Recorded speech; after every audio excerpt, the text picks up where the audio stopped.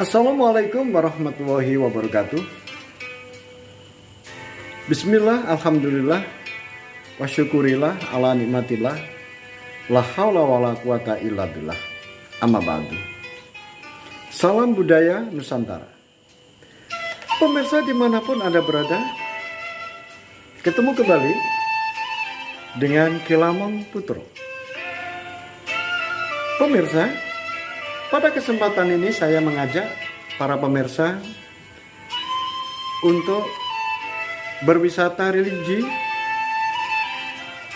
Kali ini di sebuah situs makam Kanjeng Sunan Derajat. Pemirsa,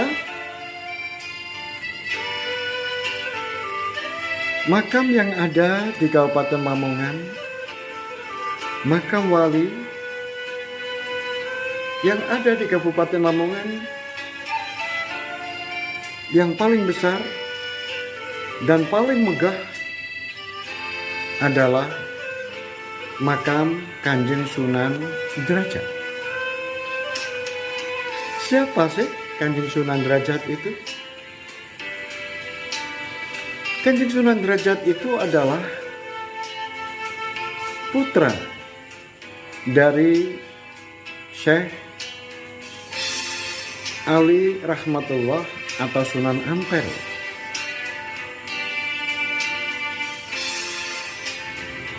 Kanjeng Sunan Derajat memiliki nama kecil yaitu Raden Qasim. Tetapi beliau juga memiliki nama Raden Syarifuddin. Oh nggih. Matur nuwun Bu, rawuhipun. Bertemu dengan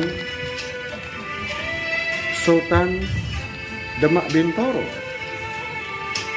yaitu Raden Patah, maka Raden Qasim atau Raden Syarifuddin ini diberi julukan yaitu Raden Mayang Madu. Pemirsa dimanapun Anda berada, keberadaan Raden Qasim atau Sunan Derajat ini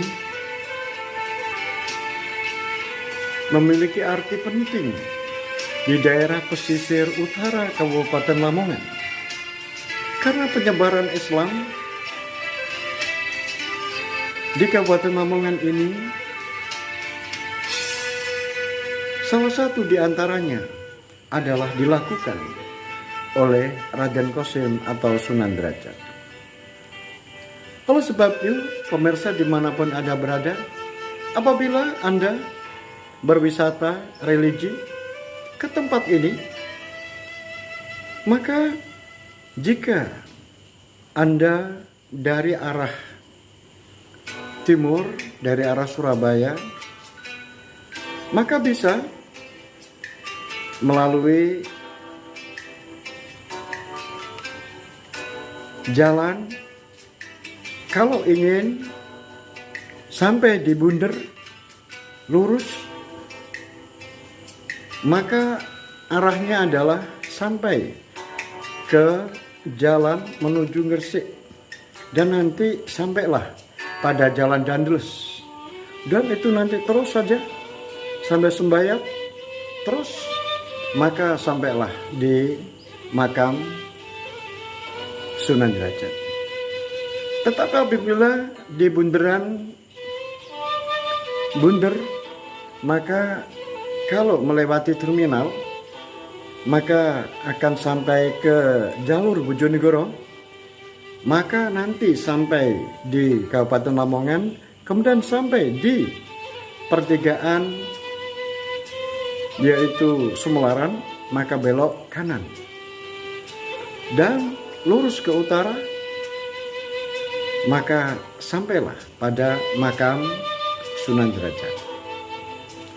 Pemirsa dimanapun Anda berada, tetapi kalau dari jalur barat, maka lebih bagus kalau lewat Tuban, kemudian menyusuri pantai dan lurus saja ke timur, maka sampailah di Kecamatan Brondong, kemudian Kecamatan Paciran, dan nanti sampai pada Desa Derajat atau di makam Sunan Derajat. Pemirsa dimanapun Anda berada, jika Anda sudah sampai di tempat itu, maka Anda disambut dengan sebuah gapuro, yaitu Gapuro Bentar atau Gapuro Padiroso. Kemudian setelah masuk di gapuro itu, maka di tempat itu ada sebuah parkir yang sangat luas. Dan parkir ini bisa sampai dengan 200 sampai 400 mobil bus. Itu masih muat karena parkirnya luas. Kemudian di sebelah kanan pertokoan berderet. Dan apabila nanti sudah turun dari bus, maka berjalan menuju ke arah barat. Maka di sana nanti ada sebuah pintu, kemudian tangga turun, masuk ke arah barat, kemudian di situ ada pertigaan. Kalau arah ke kanan adalah arah menuju museum. Tetapi kalau arah menuju ke kiri, maka arah itu akan menuju ke pintu utama, yaitu pintu utama makam. Pemirsa dimanapun Anda berada, pintu utama makam itu ada di sebelah selatan, yaitu ada sebuah jalan aspal kecil. Kemudian kalau kita melihat ke arah timur, maka di sana terlihat pemandangan batu-batu kapur. Kemudian kalau kita memandang ke barat, maka di sana ada pintu. Pintu di sebelah kanan jalan, pintu yang terbuat dari kayu jati, dan kemudian pagar makam itu terbuat dari rangkaian kayu-kayu jati yang tebal. Maka di sanalah para peziarah ini masuk lewat pintu itu, dan pintu itu beratap dan rangkaian konstruksi kayu jati yang tebal-tebal, kemudian dengan lantai yang bagus, kemudian masuk ke utara. Memang cukup melelahkan di dalam perjalanan melewati pintu ini karena agak panjang. Kemudian di sana di ujungnya disambut sebuah Jawa Tengah. Alhamdulillah, jam pinten niku nggih? Oh, tempat peristirahatan, alhamdulillah nggih. semacam pendopo kecil. Napa? Kemudian pendopo ini, kalau Anda lelah, bisa beristirahat di tempat itu. Tetapi apabila Anda ingin melanjutkan, maka ada jalur kanan dan ada jalur kiri. Kalau Anda ke jalur kiri, maka arahnya langsung menuju ke pintu pemakaman, yaitu naik dari undakan 1 ke undakan 2 dan seterusnya sampai pada pintu makam yang utama. Pemirsa dimanapun Anda berada, tetapi apabila Anda berjalan mulai dari pendopo tadi, kemudian melewati jalur kanan, maka dari jalur kanan itu ada jalan menuju ke timur, jalan yang berundak, juga beratap, dan sampailah ke sebuah pelataran masjid. Di depan masjid itu ada sebuah pohon, yaitu pohon beringin. Di pohon beringin itu banyak para remaja, para peziarah yang melakukan foto-foto. Kemudian ada yang memasuki masjid, bahkan ada yang berpos di depan masjid itu, yaitu diundang-undangkan masjid itu. Pemirsa dimanapun Anda berada, apabila Anda ingin melakukan sholat di masjid itu, maka di sebelah kiri dari masjid itu ada tempat wudhu. Tetapi apabila Anda ingin melanjutkan perjalanan langsung menuju ke makam utama, maka Anda bisa melewati di sebelah kiri masjid itu, kemudian menuju ke barat, dan di sana nanti sudah ada pintu, di mana di tepi pintu itu setelah kita masuk, di situ ada juru kunci yang menjaga. Kemudian para tamu, wakilnya saja, kalau itu rombongan, untuk mewakili, yaitu mengisi buku tamu itu. Dan apabila Anda berkenan memberikan uang kas sekadarnya, dipersilakan. Tetapi apabila Anda tidak mengisi uang kas tersebut, tidak masalah, karena sifatnya uang kas itu adalah untuk perawatan mata. Pemirsa dimanapun Anda berada, Dari mana? kemudian Dari Genggong. Anda bisa Gembong menuju itu mana? Probolinggo. ke Ya makam Allah. Sampai sini jam berapa Probolinggo? makam utama itu cukup Kemarin berangkat sampainya di jam dalamnya sekarang ini baru jauh nyampe sini. yaitu makam dari Raden Korsin. terakhir. Sudah ngampel? Oh belum. Berarti nanti ngampelnya sambil pulang ya. Di Terima dalam kasih ruangan adikku. Terima kasih. Semoga barokah ya. orang yang mengirimkan doa, memanjatkan doa, dan membaca kitab suci atau melakukan tahlil bersama, dan semuanya itu dilakukan dengan penuh kekhusyuan. Kemudian kalau kita berkeliling dari bangunan kutub itu, maka ternyata pintunya ada 3, yaitu pintu yang utama ada di sebelah selatan, kemudian ada pintu di sebelah timur, dan juga ada pintu di sebelah barat. Maka di depan pintu utama itu bertuliskan tentang ajaran-ajaran dari Kanjeng Sunan Derajat. Wehono teken wong kang wuto, weno payung wong sing kaudanan,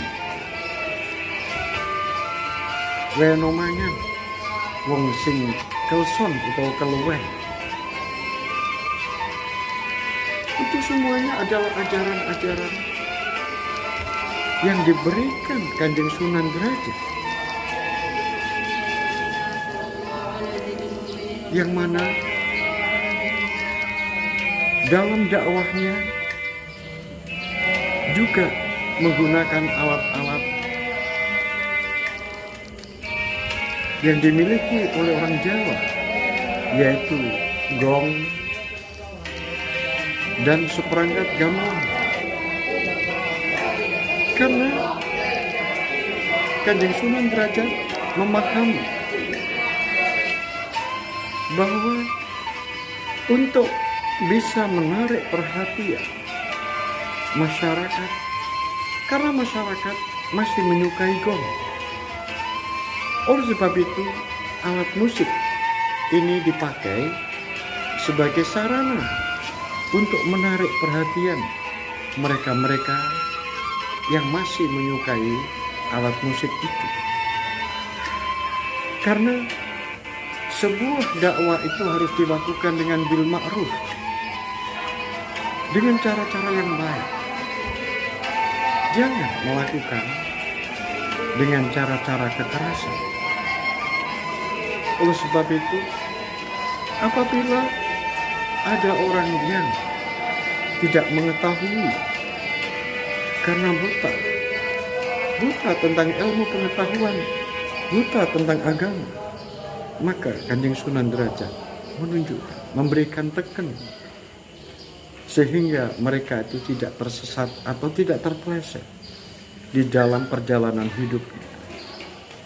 Pemirsa dimanapun Anda berada, setelah melakukan berdoa di tempat di mana Kanjeng Sunan Derajat dimakamkan, kita juga setelah menelaah, meneliti dan merenungkan tentang ajaran-ajaran yang telah diberikan Kanjeng Sunan Derajat yang penuh kesejukan itu, maka kita bisa setelah itu kembali pulang. Maka pintu yang harus dilewati adalah pintu di sebelah timur. Pintu makam yang sebelah timur itu yaitu ketika kita masuk, seperti kita masuk di pintu sebelah timur, maka melewati di sebelah kiri masjid. Setelah itu sampailah di sebuah pohon beringin besar. Di situ banyak anak-anak muda yang melakukan foto-foto bersama. Setelah itu kita berjalan menuju ke sebuah tempat di mana di situ ada museum di mana barang-barang ini, benda-benda peninggalan dari Kanjeng Sunan Derajat. Sayang pada waktu saya berkunjung di tempat itu, museum dalam keadaan terkunci, tertutup. Oleh sebab itu, saya belum bisa melihat benda-benda apa saja yang ada di dalam museum. Pemirsa dimanapun Anda berada, setelah sampai di museum, maka ada jalan menuju ke selatan, yaitu di depan museum, yaitu ada jalan. Kemudian jalan itu kalau kita susuri, maka jalan itu adalah jalan keluar. Tetapi pemirsa, sebelum para pengunjung, para berziarah itu meninggalkan tempat, maka para berziarah yang melewati, menyusuri pintu itu, maka diarahkan pada sebuah tempat, yaitu pasar atau tempat penjualan souvenir. Maka Anda bisa membeli berbagai macam kenang-kenangan, membeli souvenir, mulai dari baju anak-anak, ada tasbih, ada belangkon, dan masih banyak benda-benda lain. Apabila Anda ingin membeli kopi, baju-baju muslim, semuanya tersedia. Setelah itu, apabila Anda sudah menginginkan kembali menuju ke bis, maka setelah Anda melewati sampai ujung pasar itu, yaitu menuju ke arah timur, maka Anda nanti akan berbelok ke kanan. Setelah sampai ke kanan, kemudian Anda terus berjalan menuju ke arah selatan, dan tidak lama kemudian Anda sudah melihat yaitu parkir bus yang begitu luas. Dan apabila Anda membutuhkan makan, berbagai macam masakan di sana ada, mulai dari bakso, mie, dan masih banyak lagi ada di sebelah kanan dari di mana bis itu diparkir. Pemirsa dimanapun Anda berada, sampai di sini wisata religi kita. Semoga kita semuanya masih dalam keadaan sehat walafiat. Berkunjunglah